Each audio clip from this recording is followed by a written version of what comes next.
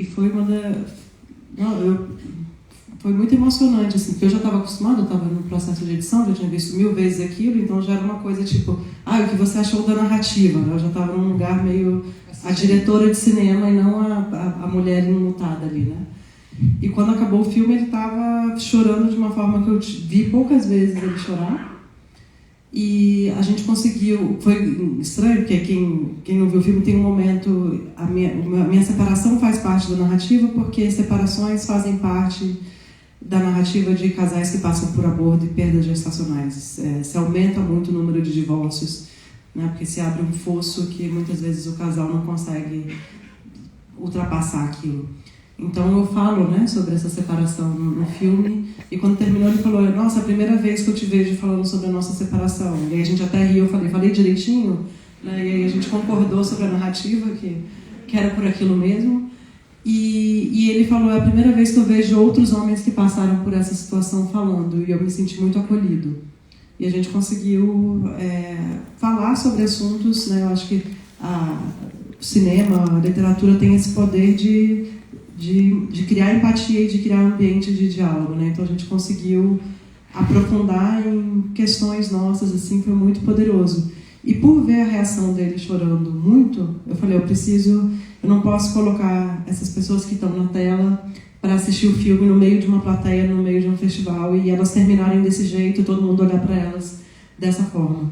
E aí a gente organizou uma sessão no Cine Sesc, né, com a pequena equipe técnica e com os casais. E foi muito interessante, porque o Cine Sesc é gigante, cada uma foi o mais longe possível da outra, assim.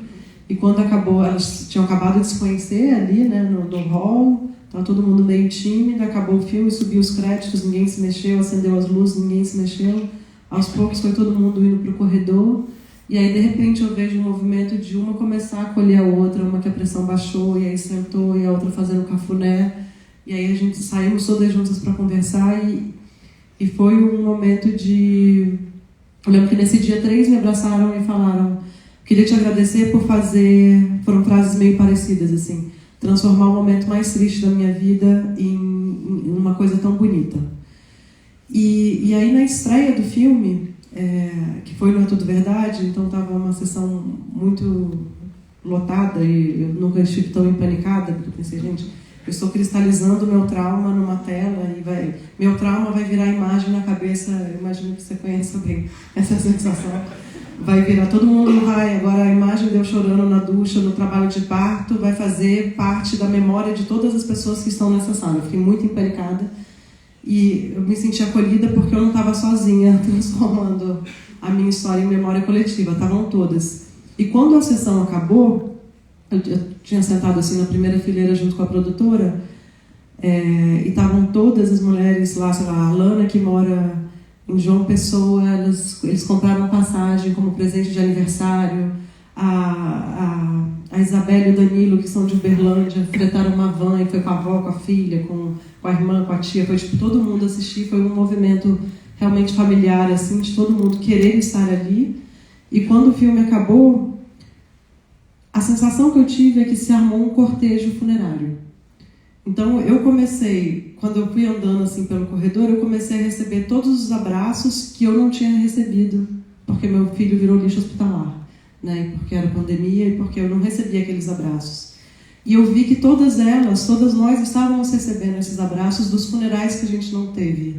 E que em algum momento, eu não consigo entender qual foi esse momento, em vez de eu estar recebendo os abraços, eu estava dando os abraços nas pessoas que não tiveram seus funerais. E eu escutei relatos do tipo, eu abortei, você é a primeira pessoa que eu conto, obrigada por me fazer entender a minha mãe, ela perdeu 3 gestações, se trancou no quarto, eu nunca entendi o que ela tinha sentido, e a mãe já tinha morrido. Então, foi um momento de muita catarse, e todas trouxeram o filme como tendo encerrado o processo de próprio luto. Ô Elisa, você fez funeral? Físico? Foi lixo hospitalar. Não, mas algum ritual de funeral? 475. Não, porque o nosso funeral, que também não existiu, ele surgiu quando fizeram os bustos do meu pai. Tem um busto do meu pai no Rio de Janeiro, em frente à Praça do Doicode, que é uma estátua, e tem um busto do meu pai no Congresso Nacional. Ele é um ex-deputado. E esse quem falou foi minha irmã Vera. Ela olha aquele busto e parece que ali está a tumba, entendeu? Então eu fiquei me perguntando se existe também esse funeral do aborto, né, de você ter porque você está falando no abraço do funeral, né? Aí eu fiquei curioso para saber se todos eles têm funerais ou não. Quando você consegue ter pessoas que te indicam, é muito recomendável ritualizar. E aí até eu vou pular aquele algo que a gente ia falar, que a Laura me perguntou: o que você acha de vocês dois estarem conversando? Aí primeiro eu falei: e como que você se sentiu? Eu falei: me senti em pânico, que foi a primeira sensação. E depois eu fui entendendo a questão da política, né, é incomparável, né, mas o lugar da política e o lugar da invisibilidade. Né? Eu tive muita sorte no meu processo de ter pessoas que falaram: ritualize. Assim que você se sentir pronta, faça rituais. Desde, sei lá, você já tem um sapatinho, uma roupinha, enterra. Eu que gosto da natureza, levei muitas flores para Iemanjá, fui para o mangue, né? Fiz coisas. Mas eu tive uma enfermeira que me foi muito chave, que é a Leonor Gonçalves, que é da Maternidade Pública de Lisboa, e que ela me perguntou, logo que eu recebi o diagnóstico, ela falou: você vai querer ver o corpo? Meu primeiro pensamento foi: não, eu quero ver meu filho brincar, eu quero ver meu filho rir, eu quero amamentar meu filho, eu não quero ele morto. E aí, antes de eu responder, eu perguntei: por que você me pergunta? E aí eu acho que tem esse lugar, né, Ela falou: porque eu acho que você tem que fazer o que o seu coração mandar, mas todos os casais que eu conheço, todas as pessoas que eu conheço que veem o corpo, elas têm um processo de cura do luto muito melhor. E claro que naquele momento eu decidi que eu veria o corpo. Eu não pude levar o corpo para fazer um ritual, né? Eu teria que judicializar e não tinha condições naquele momento.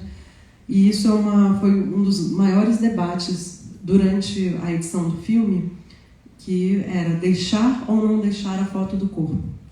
Tipo, a produtora, a gente é muito amiga, Mariana Genescai, ela sempre falava: tira essa cena, tira, porque era uma cena que é muito gráfica para muita gente, né?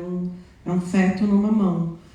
E eu fiz questão de, tipo assim, depois de muito debate, eu fiz questão de deixar por duas coisas. Uma tem a ver com essa pergunta, que é: nem todo mundo tem a sorte de ter uma Leonor na vida, que vai falar: você quer ver o feto? Eu queria que essa pergunta fosse lançada, para que as pessoas soubessem dessa possibilidade. Né? Muita gente que eu conheço que fez aborto aqui no Brasil, ou mesmo de perda gestacional, não vai ver o corpo. Eu acho que se eu não tivesse visto o corpo, eu teria momentos que eu teria duvidado que eu estava grávida. Eu teria achado: foi uma gravidez psicológica, eu inventei aquilo tudo, eu sou dramática. E ver aquele serzinho gelatinoso, com 2 bracinhos, 2 perninhas, tinha aqui o buraquinho na cabeça, eu vi que tinha um problema, que o médico não tinha inventado que ele tinha um problema, mas eu materializei e eu quis lançar para as pessoas essa pergunta: você quer ver o seu feto, se você passar por essa situação? Mas é o papel da arte, o papel da gente é a gente ir lá no fundo do sentimento mesmo, não deixar da superfície, né? Porque senão a gente precisa provocar isso, né? Que nem você está falando disso, eu estou me lembrando da cena que eu escrevi da tortura do meu pai. Eu me imaginando sendo meu pai, né, o que ele teria sentido sendo torturado. E eu lembro que quando eu comecei a escrever essa cena, eu falei: eu vou chorar, vou desabar, vou chorar, vou morrer, vou desabar, não vou conseguir. E escrevi profissionalmente aquilo, como se fosse um relato necessário mesmo, porque eu tinha virado pai. Então eu imaginava, agora eu tinha um lugar de fala, no clichê falar isso, mas agora eu teria, por exemplo, imaginado o que eu pensaria se estivesse acontecendo comigo, sabendo que eu não iria ver o futuro dos meus filhos. Então, certamente eu imaginei que meu pai, quando ele percebia que ele estava morrendo, né, ele não iria ver o futuro dos seus 5 filhos. Né? Então, a gente tem que escrever sobre isso. A gente não pode deixar na superfície, senão você perde a profundidade da narrativa. Né? Então, tinha um lugar que era político, né? que era o segundo viés, que é: quando você já viu um feto na mão de alguém? Exatamente. Do teu lado, você tem uma luta política, que é a luta pró-vida, Exato. E a gente tem uma luta política que é a luta contra a tortura, né? Pois é. E a única imagem que eu tinha de fetos na mão são dos deputados, dos senadores, dos pró-vida de extrema-direita. E para mim era tipo assim, não é você que tem o direito de pegar um feto na mão. Quem tem direito de pegar sou eu. Quem tem direito de pegar são as pessoas que passam por essa situação e que muitas vezes estão em profundo sofrimento com esse feto na mão. Então quem tem o direito de exibir essa imagem, né? Então tem uma disputa política nessa imagem e tem um trabalho... Eu recebi muitas mensagens depois de mulheres que tinham passado por perdas ou por aborto agradecendo essa cena específica. E eu fiquei muito surpresa de ver isso, mas era como se ver aquele feto era uma autorização para que elas pudessem também falar dos fetos dela, falar das mortes, desses lutos invisíveis, né? Porque é um luto... Ninguém conheceu aquela pessoa que estava na minha mão. Então, você não tem uma memória coletiva. Eu lembro muito do funeral, o primeiro funeral que eu fui, que era do meu avô, porque meu avô é mineiro. Então, era aquele tio minerado contando piada, lembrando da história, e conta uma tragédia, e conta uma coisa engraçada, e todo mundo ri, todo mundo chora. E você tem pessoas que lembram daquela pessoa. E, de repente, é um luto de uma pessoa que ninguém conhece, ninguém tem nenhuma história para lembrar. Então, ele é muito solitário. Eu acho que o materializar poder falar sobre é poder superar o luto, né? E, Elisa, para finalizar, eu tenho milhares de perguntas, mas imagino que todo mundo aqui também tenha. Você sente que o luto terminou, ou que um ciclo se fechou? Como é essa relação com o luto? Tem gente que diz que o luto não termina, né? Mas eu sinto que ele terminou. Mas eu acho que tem muito a ver com a transformação dele em algo que me faça sentido, né? Metade das mulheres que eu entrevistei, elas tinham feito tatuagens, ou com o nome, com a marquinha do pé, a data de nascimento e óbito dos filhos, que era uma necessidade de materializar, de mostrar, eram as estátuas possíveis, né, de cada uma, assim. E eu sinto que com um filme e em ter transformado isso em algo que ajuda outras pessoas a passarem por isso, o filme ele foi pensado como um abraço para quem passa por essa situação. E nessa última semana a gente lançou o site incompatível.com.br, que ele é um acolhimento para quem está passando por gestação de luto de fetos incompatíveis com a vida, e que inclui um passo a passo jurídico de como judicializar o pedido de aborto nesses casos. E aí transformar isso em algo útil, eu me sinto em paz, assim, eu sinto que eu dei sentido para uma coisa que não me fazia sentido.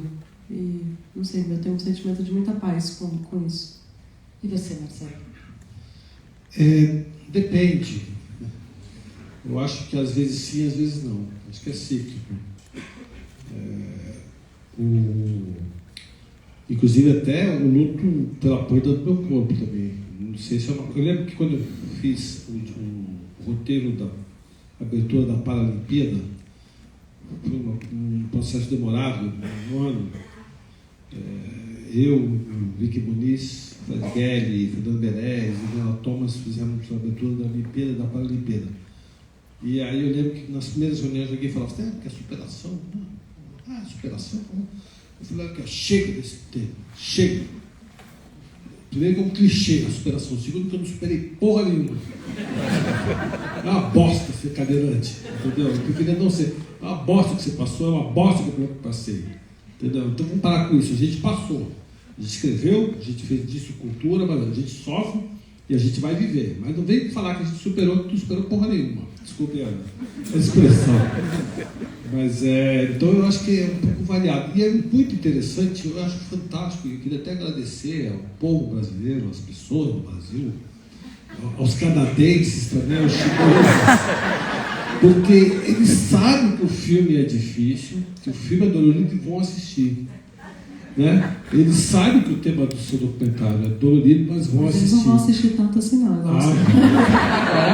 Aqui não está divulgado, mas vão, como eles estão lendo sobre luto, estão lendo o livro da Anne Arnaud, que é sobre aborto, entendeu? Então as pessoas, é muito interessante, eu não sei se é um fenômeno pós-pandêmico esse, as pessoas não estão mais com medo de, né, porque o brasileiro chega aqui, não, pesado, vou ver aquela comédia ali, que é muito mais legal, né?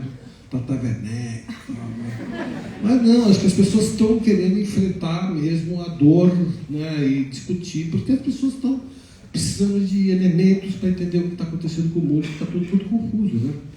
Está tudo muito cruel, no Brasil especialmente, porque a gente está sendo dominado por uma cambada de fanático que não tem respeito à vida humana, né? Não tem respeito ao outro, desde a pandemia até hoje nessa reunião da comissão que quer vetar o direito ao aborto, que já existe aos poucos casos, né? Então eu acho que o brasileiro está indignado, o brasileiro está querendo, né? Assim como o americano, né? Que o Trump ganhou, mas vários estados liberaram aborto, né? Então acho que tem essa dicotomia aí entre o que está realmente acontecendo por um lado, mas o que as pessoas realmente estão sentindo por outro, né? Não querem seus direitos individuais serem prejudicados, né?